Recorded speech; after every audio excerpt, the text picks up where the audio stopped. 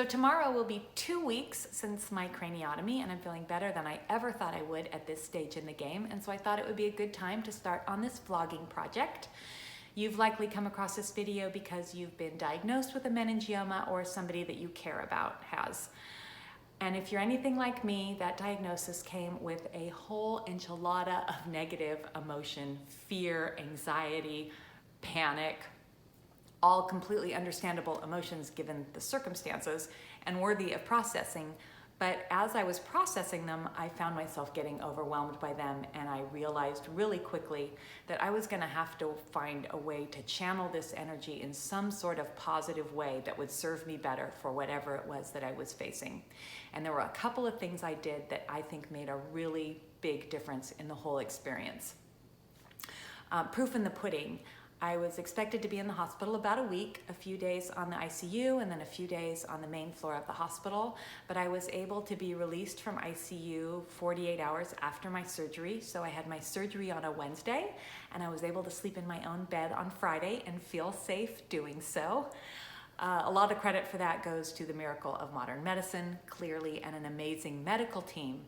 But so many of things that I did to prepare I think really made a difference. And here are the two big things. One was that I sought to make unknowns known and demystify as much of what I was facing as was possible. So if I was having anxiety about something, no matter how superficial it seemed, no matter how big or how small, if it made it onto my worry list, I sought to understand it.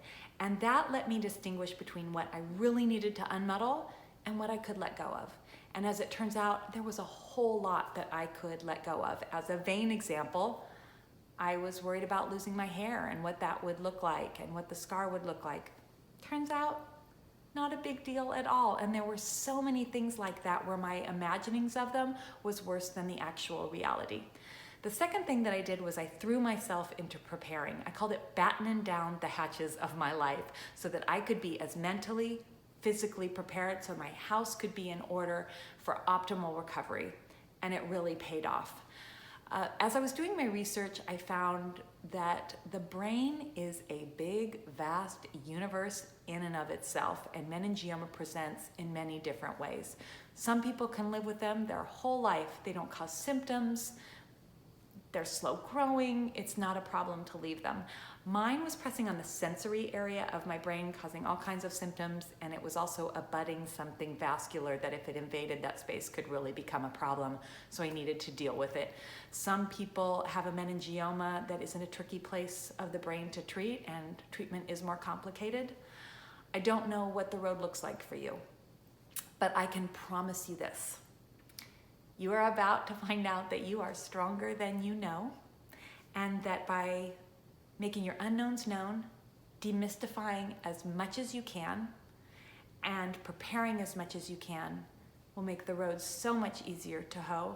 I'm going to try to document all the little things that came up for me in the hopes that I can demystify it for you, for whatever you're facing. I'm really looking forward to getting started and furthering my own path towards healing. I wish you well on your journey. Thank you for watching.